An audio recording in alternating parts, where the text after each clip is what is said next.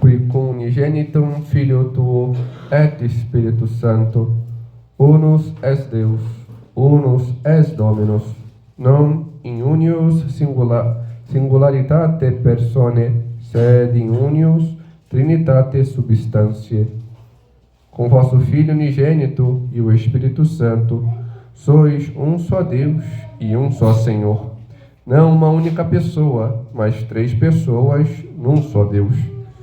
Caríssimos filhos, assim nos apresenta quase que um resumo diante daquilo que a Igreja crê, diante daquilo que professamos, aquilo que ouviremos daqui a pouco no prefácio, resume um pouco da doutrina cristã acerca da Trindade. E aquilo que ao longo do caminho foi nos preparando a liturgia, nos mostrando esta unidade diante desta relação entre as três pessoas, e que de modo esplêndido nos leva a esta relação com Deus, como respondemos no Salmo: Senhor nosso Deus, como é grande vosso nome por todo o universo.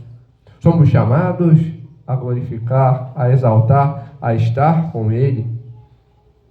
Mas é necessário darmos um passo, entendermos, compreendermos este mistério que sempre fora crido na Igreja, mas nem sempre expresso do melhor modo.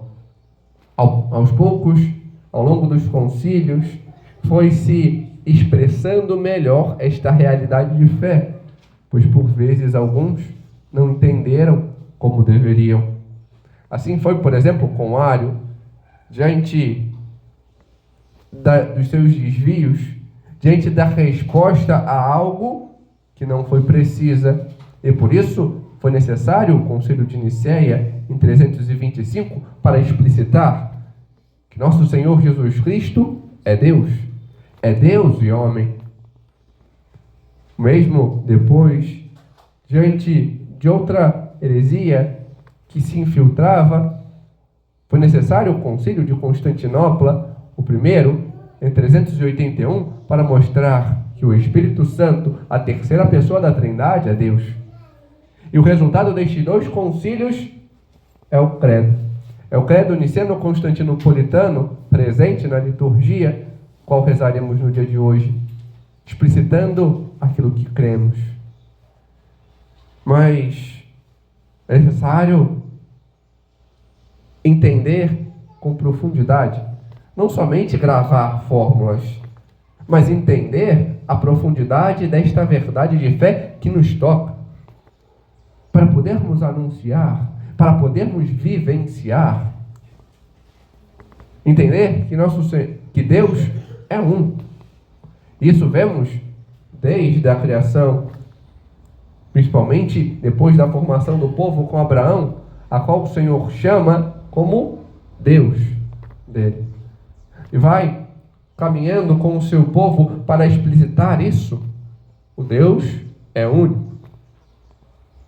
Mas aqueles vestígios de um só Deus em três pessoas, presente já no Gênesis, é explicitado e demonstrado diante da plenitude dos tempos, quando nosso Senhor Jesus Cristo nos diz que Ele é um com o Pai e que enviará com o Pai o Espírito Santo.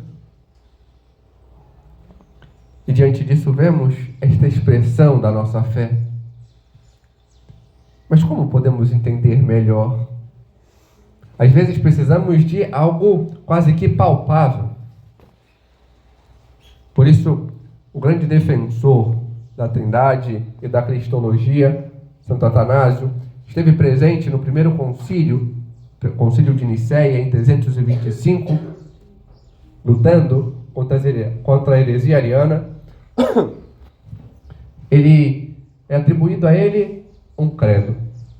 Sabemos que na Igreja existe um credo, ou seja, uma expressão da nossa fé. E existem duas formas litúrgicas, duas formulações litúrgicas. O credo apostólico, que remonta aos tempos apostólicos, mas também o credo niceno-constantinopolitano, o resultado destes dois concílios. Mas existem outras formulações que os concílios apresentaram, que outros apresentaram, como, por exemplo, este, o Credo Quicunque, o credo atribuído a Santo Atanásio. E por que este nome um pouco diferente? Porque é assim que começa em latim. Quicunque vultus salvum esse, todo aquele que quiser salvar-se.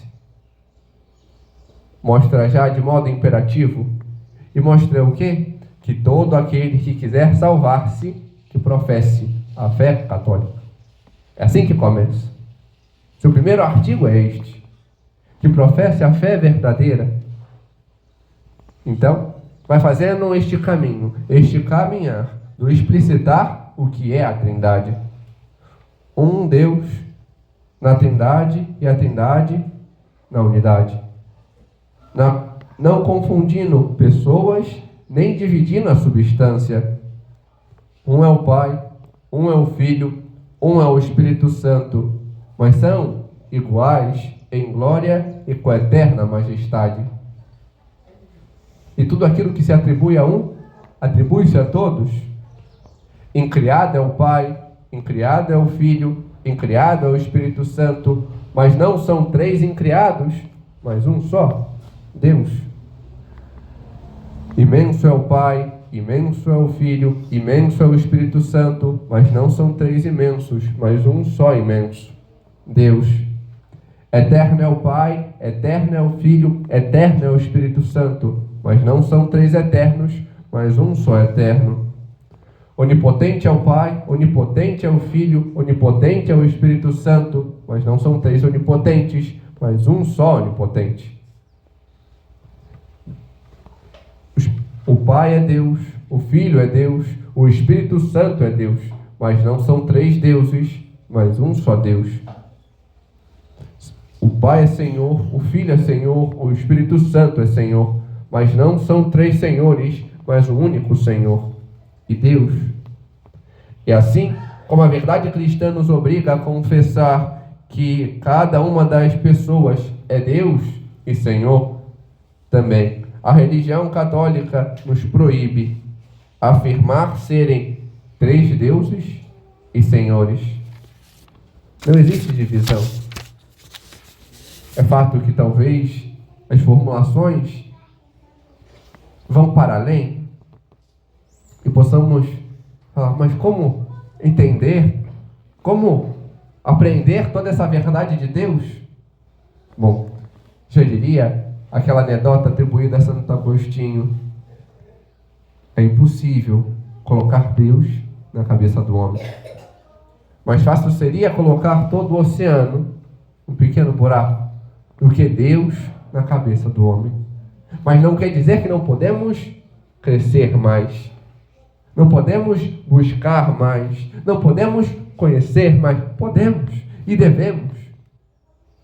Devemos contemplar esta verdade que nos chega,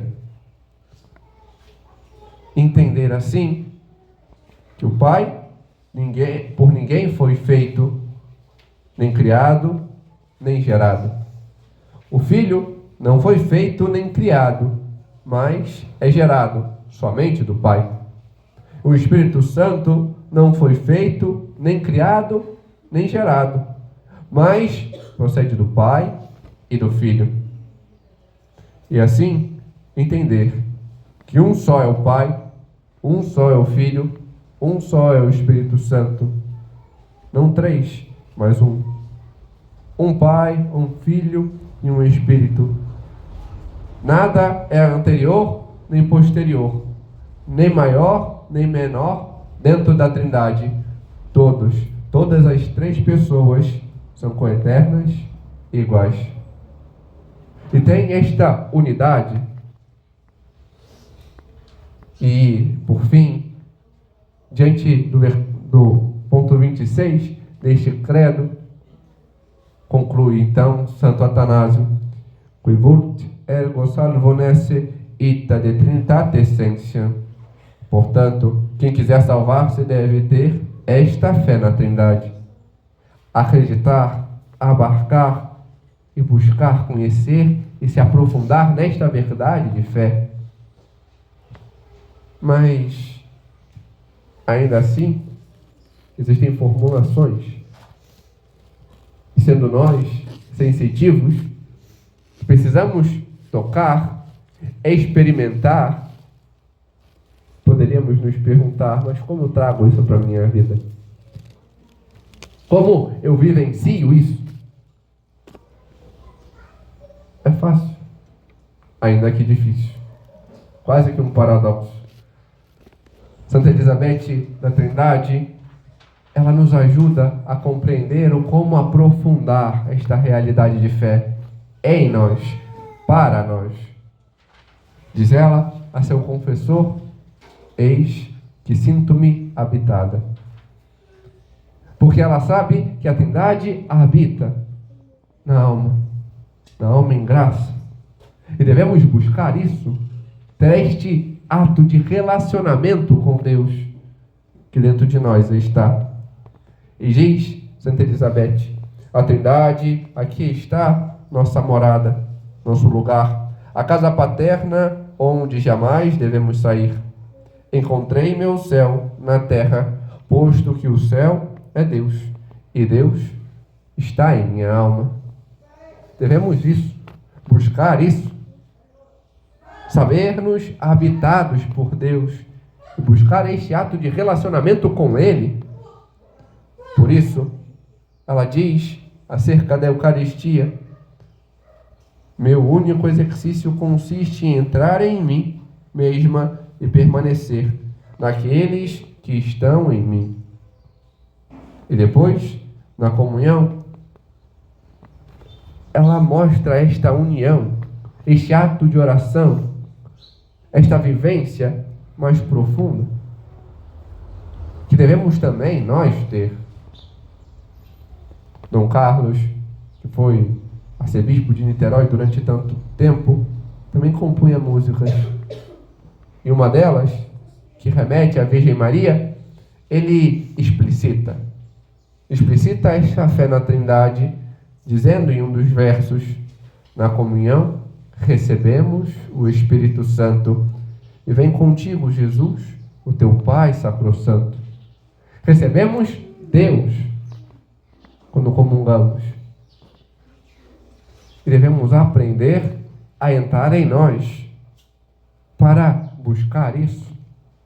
Esta união consumada é Ele em nós e nós nele, diz Santa Elizabeth, e devemos aprender a nos apropriar, aprender a entrar em nós, aprender a experimentar o Senhor.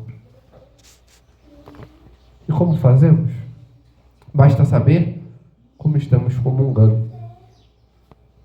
Alguns, com certeza, já conhecendo o Padre Eduardo, já dizem: ah, Padre, eu sei comungar.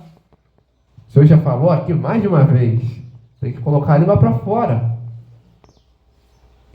Mas a comunhão não é só aqui, na frente do Padre. A comunhão consiste em mais. A comunhão é todo um caminho. É um ato aonde não só recebemos o Senhor, mas buscamos a relacionalidade com Ele. Estamos na missa, devemos estar em comunhão com o Senhor. Como? Ouvindo a palavra, deixando que ela nos toque, aprendendo aquilo que o Espírito Santo diz a nós, pelos seus ministros.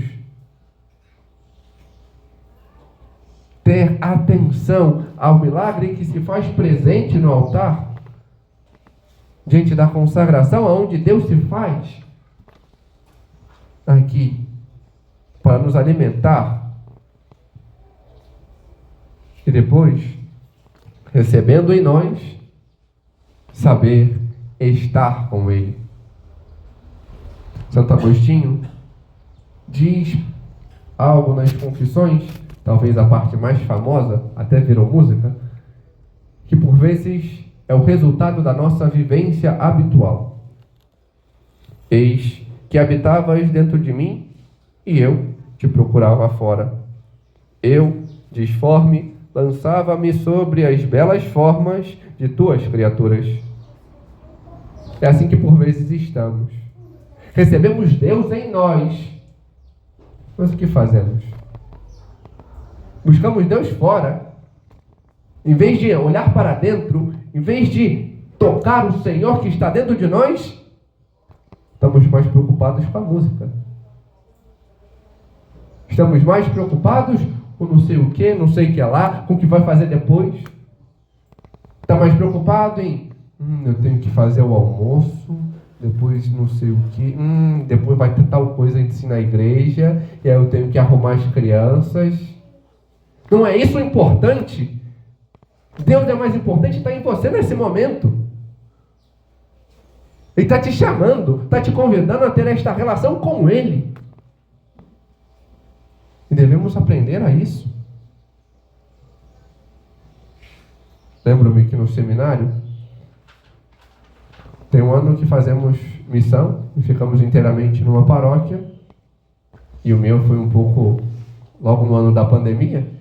E quando eu voltei ao seminário, no ano de 2021, na missa de São José, uma homilia chamou-me a atenção desde o início, pelo modo como o padre começou. Tanto que gravei as palavras. Palavras que nos servem a cada dia para entender o que devemos fazer.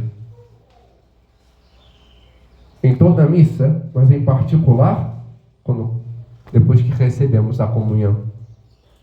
Disse a ele, muitas coisas São José tem nos ensinar hoje, mas a principal delas é calar a boca.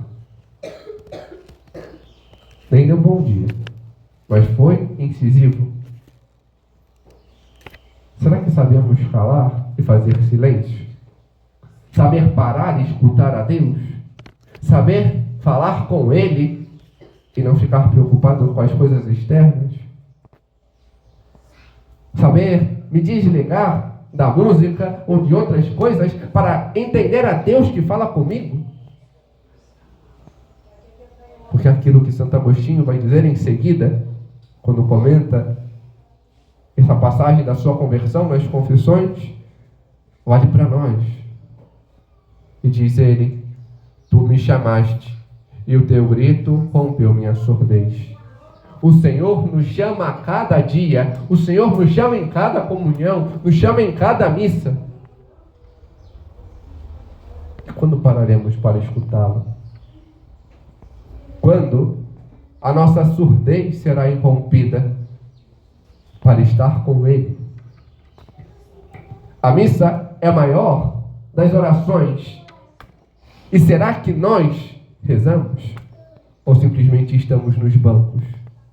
Será que nós nos apropriamos e estamos na companhia do Senhor, de Deus, da Trindade que habita em nossa alma?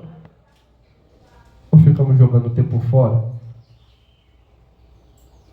É necessário aprendermos a querer estar com Deus, a querer buscar a Deus, a querer ouvir ao Senhor e mudar. Mas poderiam me dizer, mas padre, o que eu vou falar com Deus? É fácil. Nesse exercício de fé, onde devemos parar, escutar o Senhor, aquilo que Ele nos toca, porque Ele nos toca. Na liturgia Ele pega, Ele aponta, Ele toca na nossa ferida e devemos deixar-nos tocar por Ele. Mas aprendemos também a falar diante do silêncio, a falar no interior de nossa alma, com aquele que em nós habita, a falar o que foi bom durante essa semana. Qual foi as alegrias que você teve? Aqueles momentos singulares que você exultou de alegria? Que você teve aquela relação própria? Aquele ato que você se viu amado? que você se viu amada, aquele ato mais profundo. Quais são os seus planos? A partir de hoje, para o longo desta semana, o que você vai fazer? Quais são os seus passos? Quais são o seu caminho de mudança? Quais são os seus propósitos para crescer mais em amor a Deus? O que você se sente tocado, que você quer se deixar transformar pelo Senhor? Quais têm sido as suas dificuldades? As dificuldades neste caminho? As dificuldades no trabalho, em casa, com os filhos, com os pais, na escola, nos estudos?